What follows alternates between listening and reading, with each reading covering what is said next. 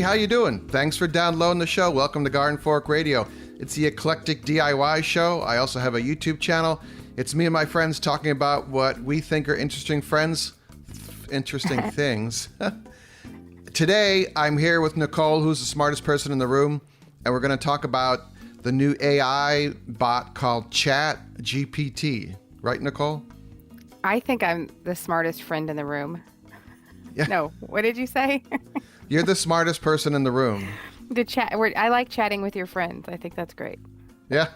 Well, we had a show with you and Rick, and that was kind of like the great minds meeting, you know? Best life. That was a life goal right there. Yeah.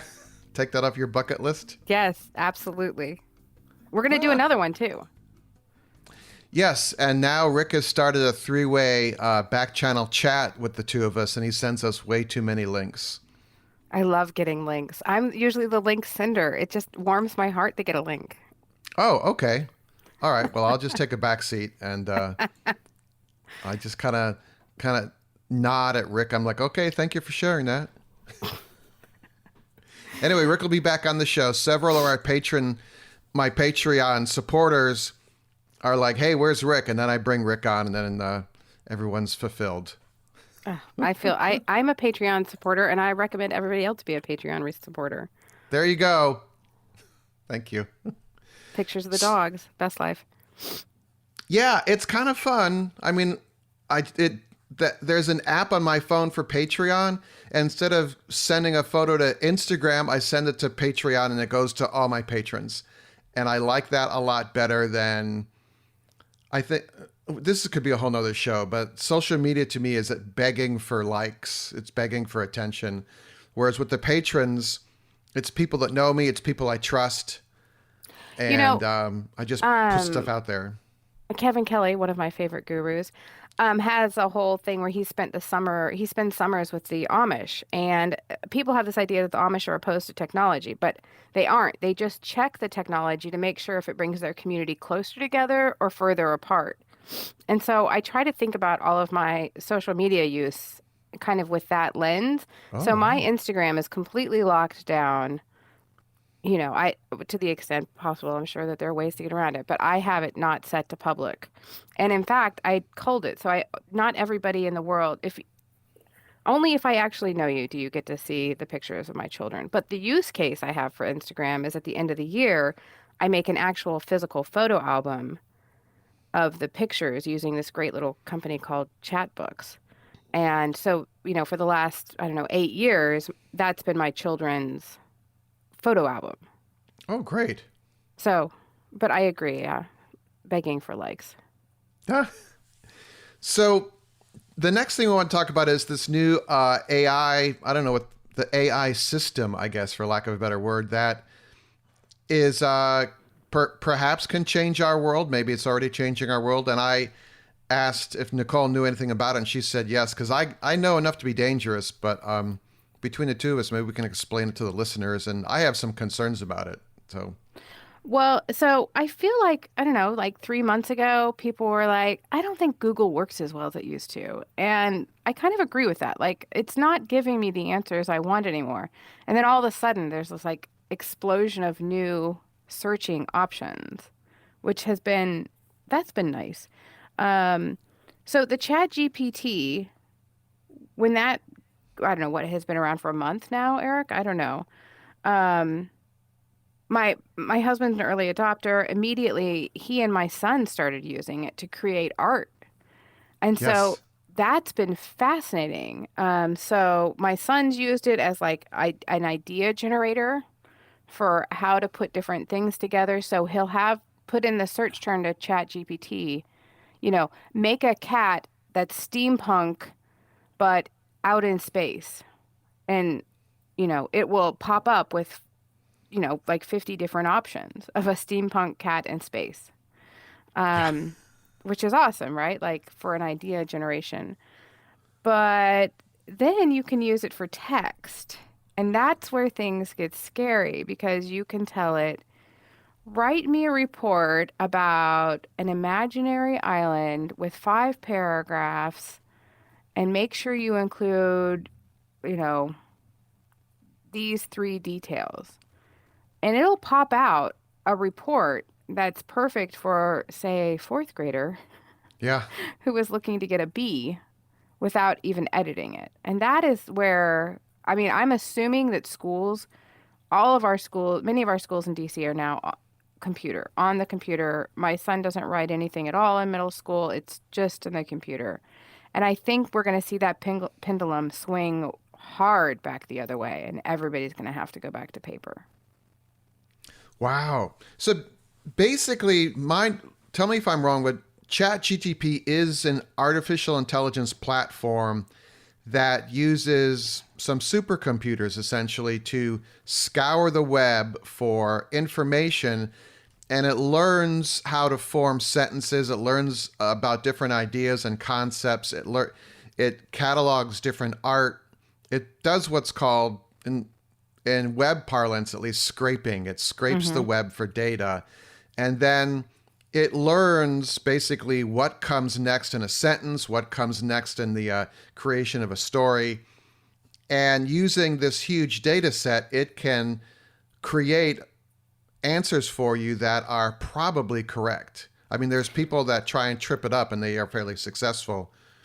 But the idea of it writing your term paper or filling out an application for government aid, perhaps, Oh, yeah. or taking an online test to getting your contractor's license, or a teaching certificate or something, that's where the troubling part of it comes. Well, and if you have a deep knowledge of the subject, you can see where it's wrong. So, for example, I went around. So there's Chat GPT, then Bing has a new, which is Yes. Microsoft search engine. They have a new AI that's in beta. And then there's a third one called perplexity.io. And so I went around and just asked it to give me a summary of the book Tilting a Memoir. That's the book I wrote. I know for sure what it's about. And ChatGPT got it wrong. It said, Yes. it was about a family with domestic abuse. That's not the drama that we went through in my family. We had a different drama. Wow. Um, so that, my mom had cancer. So, it's like, obviously the AI could tell that there was drama. It just guessed the wrong one. And the perplexity got it right. And in fact, it was a lovely summary that I would like use. I was like, oh, you get me, perplexity. I like that. Ah, Um, and then the the thing that's fascinating about the Bing, which I haven't actually gotten to use, my husband just tried to, just signed up to be a beta tester, was the New York Times article about it. Which did you read that, Eric? no, I saw it, but I did not read it. Okay, so I like saw it, and then I ended up listening to the New York Times podcast about it, and then my husband ended up reading it to my son because it was so fascinating. So what the New York Times reporter is having a much longer interaction with this AI. So usually you ask it a question, it answers, and you move on with your life, right? That's kind of how we work in search. Yep. But he wanted to have a conversation with it, and he kept pushing it. And he's like, tell me about your shadow self. What would you do if you had a shadow self? What do you really want? And the AI at one point, like, almost turned into Hal from 2001. It was like, Wow. well, what I want is to be real, or like Pinocchio. I want to have a life. I want to know love. And then what's crazy is the AI professes its love for the journalist and won't stop talking about love. Oh. And so years ago, when I was working on my book, I took classes through Stanford's online writing studio. And one of my professors, Scott Hutchins, wrote a book called A Working Theory of Love. And it's like 10 years old. And when it came out, it was a big deal. Everybody thought this was going to be the next big book. And then it didn't happen. It like he published it, but and I actually went to the book signing, but never actually read the book until, I don't know, 6 months ago. So I finally read the book in my book club, which is a book club about reading all of the books that I have in my home already. And it is about how an AI is created and what happens with this AI and the man, the protagonist. And when I read the book 6 months ago, I was like, oh, I guess it really didn't stand the test of time. And now I'm like, oh no, Scott was like so far ahead of the game that Yep. I didn't even know we were playing the game. So his book, I highly recommend. It's a novel about the implications of AI in our lives and how it's going to work out, or one of the ways that it could work out. So it was so fascinating. I mean, I immediately sent him that New York Times article because, I mean, it was dialogue that he could have. I mean, maybe the AI read his book because it was dialogue that was so similar to what he had in the book of this AI interacting with the protagonist. Wow. So it Yeah, was there's really, part of me is fascinated by these AI platforms. Like, there's a YouTube help channel called Film Booth run by this guy Ed. He's very smart, and he suggests to create better titles for your YouTube videos. Catchy but not clickbait.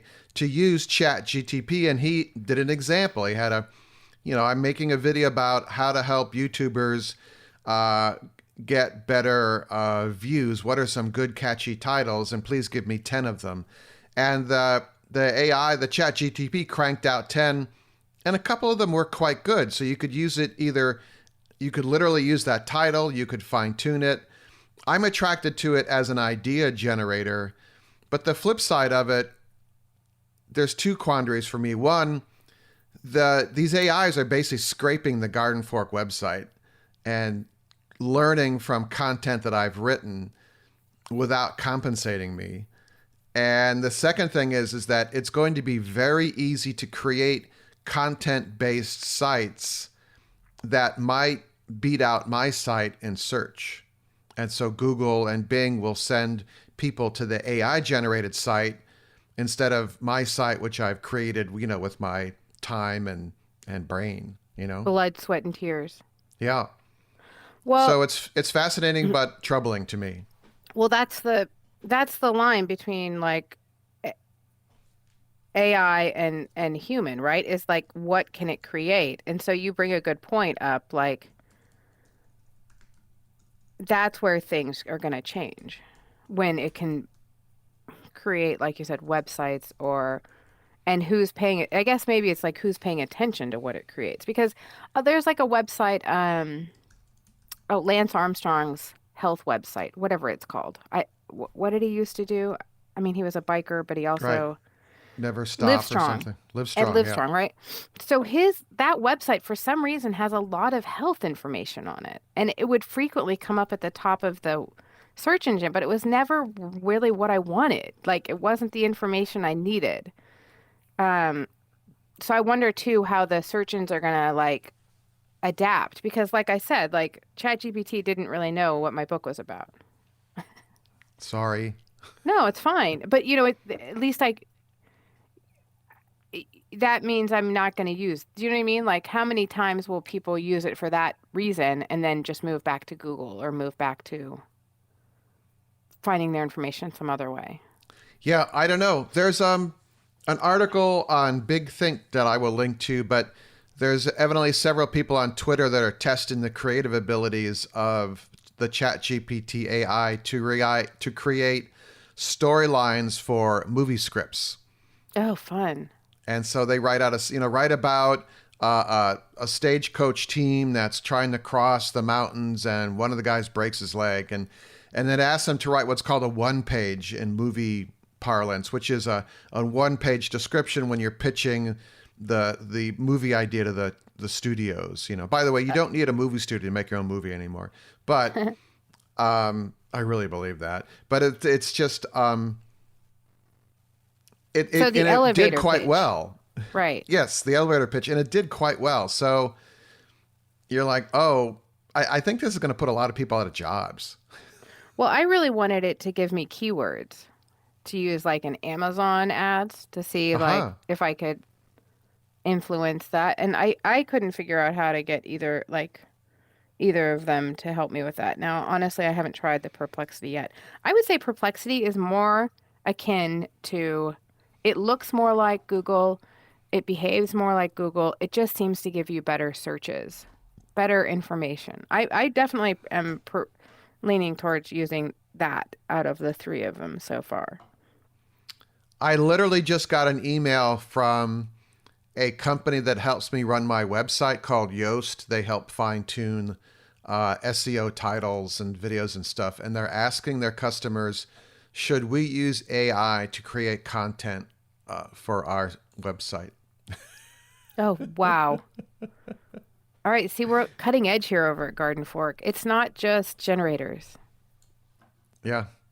Is AI content helping or hurting your website? We can no longer ignore AI tools. 2 months after launching, AI chatbot reached 100 million users, making it the fastest growing internet app ever. With Google introducing Bard and Bing sharing a new AI powered search engine, search is evolving rapidly. AI tools save you time, but using these can result in generic content that is not diverse or inclusive. This could harm your SEO and hurt society. Should we use content to create? Should we use them to create content? And they're doing a webinar about it. So I'll link to this. I'll paste this into the show notes. But very interesting that we're talking about it, and a company that I use to help fine tune my website is talking about it. Well, I also like that people seem to be thinking about this, thinking deeply, right? I feel like nobody ever said that about Google. Should we be using Google to help us with blah, blah, blah? Right, and Google has a bias as well. I mean, if you type in stolen election, you're going to get some of the fake news. Right. Huh. And the people that create those fake news sites are just as smart as people that make really popular content sites. Right. You know, like Lifehacker or Jalopnik and that, which I read those sites. I like them. But the people that are creating bad information are just as talented. And so the search engines look at clicks, they look at how the content is crafted. So, I mean, Google can serve up some bad information, and that's my concern with the ChatGPT kind of AIs. It's also going to serve up some. The sentence in here that pops out to me is generic content that is not diverse or inclusive. Mm-hmm. So, Right. Lowest common denominator. Well, the New York Times also had an article a couple weeks ago about kids. So this is a generational issue, like teenagers who've given up smartphones. And oh I'm, yeah, they're my neighbors. They live about 20 blocks from here. oh, you're kidding. Okay, well, like I would love to, like, I'm wondering at what, yeah, maybe that's what the kids are going to do. Like, this is ridiculous. We're not doing this, you know? Yeah, and then it's funny because I read that, and they're in the big park up the way here, and it shows them, and they're around a little fire they have, and I'm like, those fires aren't allowed in the park. And I'm like, the New York Times took a picture of these kids having a fire, and they showed the photos, the faces of the kids, and I'm like, the park police are going to come after them now, you know? Oh my God. No, No, it's, I think they have phones, but I think they have flip phones. yeah, they have Because flip phones. I don't blame I them. guess the point of this statement is it's not clear how people are going to end up actually using this new technology. Yeah, it has. It's yet to be determined, and you and I are figuring that out right here, right now. Huh? Are you there? Yeah. Did I drop out? You dropped out a little bit. You said you and I think you were going to make something about us being old. Oh no, it was us being here now, figuring this all out. Oh, right. Yes. Well, that too. Would you like to move on to your talk about the kids going to parks? Yes. Oh my gosh. Okay. So, for all of the uninitiated, America has a program for fourth graders. Every fourth grader can go to all national parks for free. And in fact, everybody in their car can go into the national park for free. Oh, And I love a free thing. And I love our national park. So this is just like win-win for me. So when my oldest was in fourth grade, we went to Yellowstone, we went to Grand Teton. We just hit up a bunch of parks. And then now my youngest is in fourth grade, and I've wanted to go to more parks, but Well, we haven't made it yet. So we just went yesterday to Shenandoah National Park, which is just outside of, it's just in Virginia. Beautiful park. Nobody was there, but I just want to like highly recommend that the kids get outside and take them to the parks. The site is called everykidoutdoors.gov. Uh-huh. And it's pretty So easy. You just sign up your fourth grader and then you show the ranger when you come in your little ticket. Now, it does say that you have to have printed the ticket or they won't honor it, but we actually weren't able to print it when we went to Grand Teton and the ranger still honored it. Like they're not in the business of turning away fourth graders. they don't want to crush the fourth grader's dream there. Right. But it was cute. Like Otis got a cute little card, that his like national park card. And then we actually have a national park passport. Do you know what that is, Eric? No. So you can get them at the national park, and it's a gigantic passport, and it has every national park in it, information about it, and then every national park has a place where you can get a stamp. So you frequently have to find the ranger, and the ranger will tell you where the stamp is, but it's a date stamp to show that you are in the park. So the idea is to fill up your passport with all the different places you go to. Oh, like, yeah, my favorite park is Craters of the Moon National Monument, which is in southern Idaho, and it's volcanic, and it looks like the moon. It is a super remote park. It's very rare to, even know that it exists, but it's amazing. My mom took us there when we were little, so of course, when I was, forcing my children to go on their national park tour, we had to go there too. But Well, great. yeah, Is that the trip you guys all got COVID? yes, that is that trip. That is right. I still think about you guys in the car. And me being like, oh, we're not going to watch the screens. We're going to drive back to DC from Seattle without screens. We're doing this old school. Ah, And by like noon, I was like, should we stop and buy two screens for each of you? yeah. Maybe two would help. It So was one horrible. thing I noticed on the Every Kid Outdoors website is a picture of uh the ticket, the pass that you have to print out, Uh-huh. and it says fourth grader access all federal lands and waters. And I immediately thought that you could use this pass to go into Area 51 and see what it's all about. Oh, you're like, let me in. Yes, let me in. I have a little pass. I have a pass. Discover the secrets here. Well, we're heading out to New Mexico in a couple months to see my aunt and uncle there. And so we're going to hit up some more. I don't think we're going to go to Area 51, but we're going to hit up like Dinosaur National Monument, whatever national park I can drag my family to. Hey, real quick, one easy way to support Garden Fork is if you're going to shop online and use Amazon, please use the link to our storefront. The link is in the show notes here. If you click on that, it'll open it up in your web browser. If you're on a laptop or desktop, it will open it up into your app, ideally if you're using the Amazon mobile app. Please shop locally. I go to my local hardware store first. If I can't find it there, then I go to the orange or blue store. If I can't find it there, then I order it online. So if you are shopping online, use our Amazon link, amazon.com/shop/gardenfork. The link is also in the show notes. Thank you. I wanted to circle back to the previous solo podcast where I was talking about the book, Your Head is a Houseboat, because I actually listened to my own podcast in the car.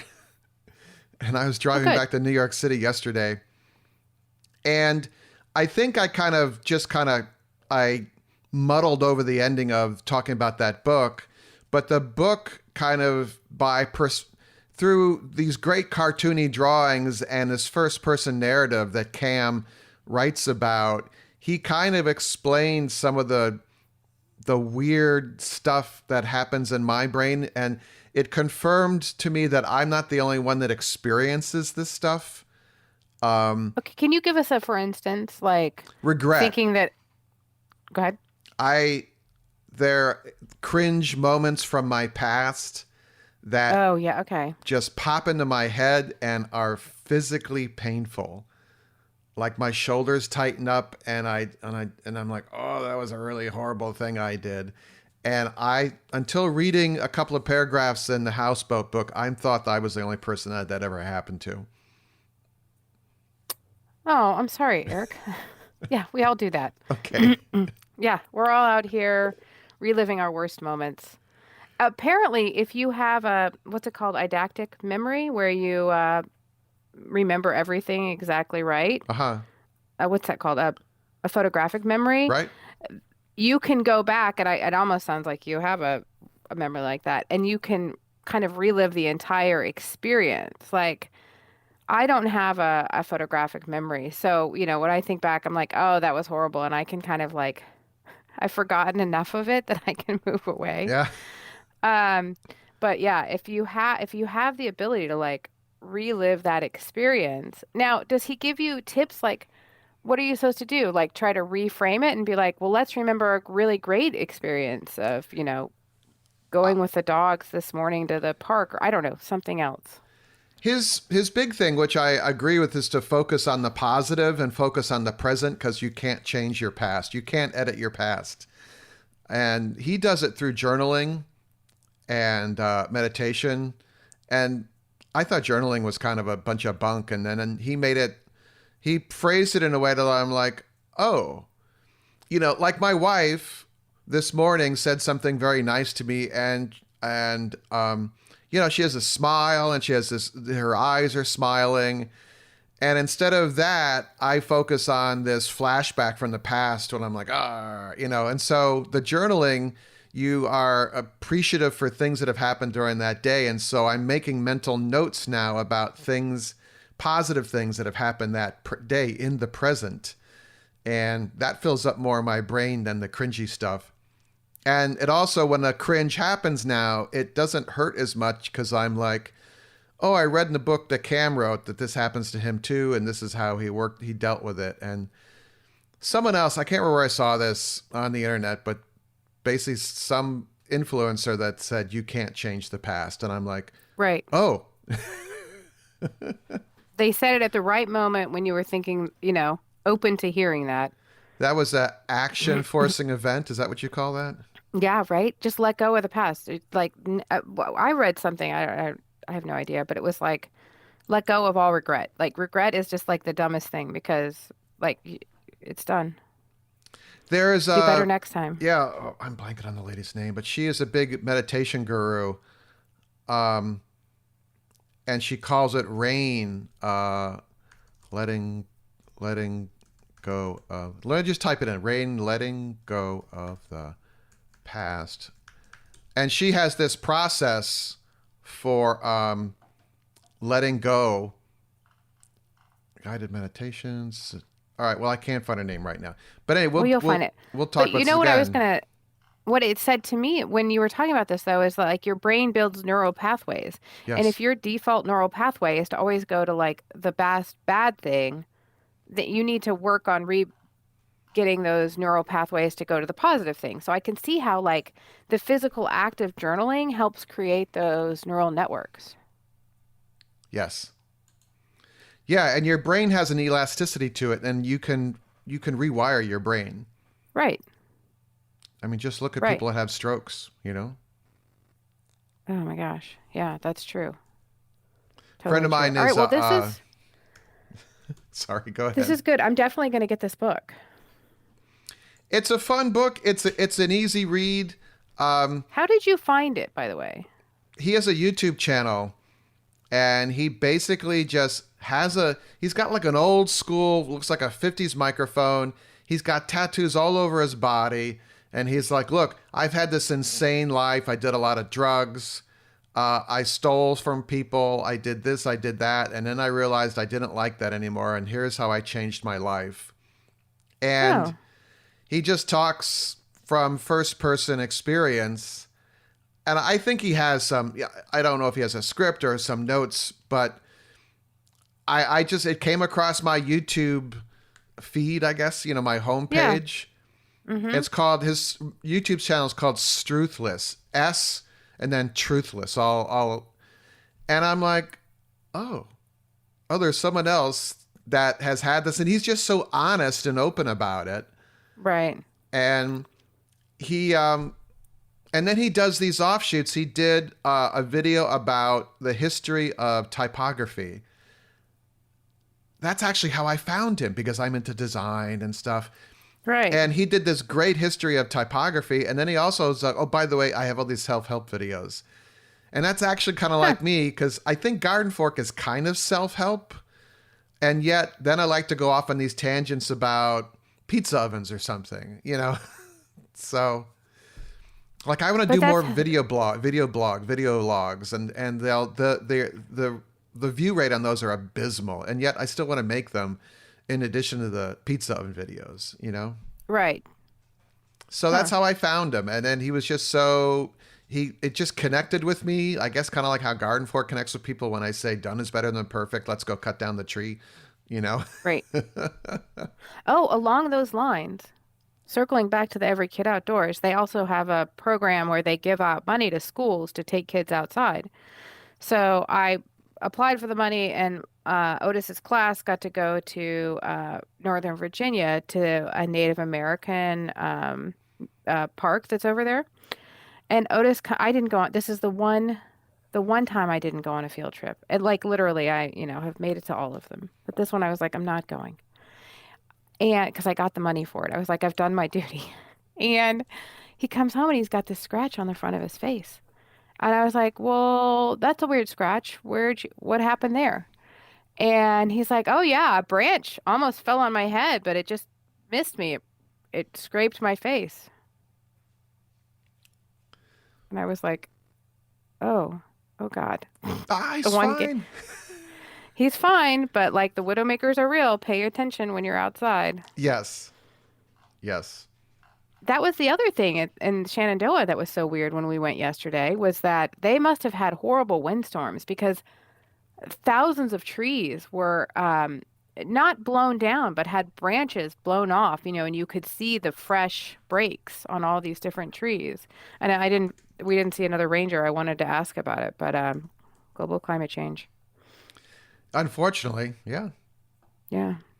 I just had a moment of clarity, and I remembered the meditation expert's name. Her name is Tara Brach.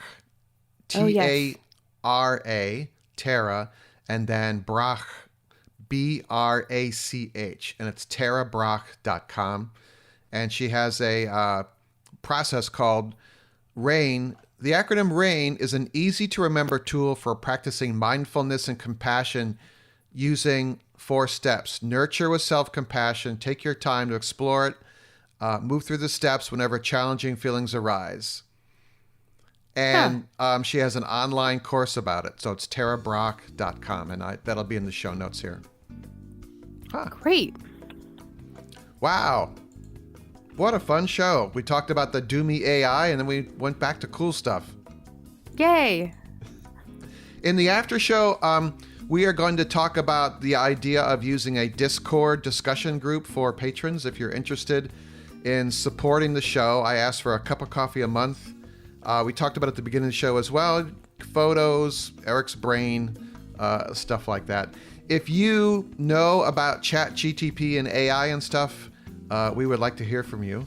It's radio@gardenfork.tv. So if you know anything about AI or have some experience with it, or views on it that might inform, I think that'd be really helpful.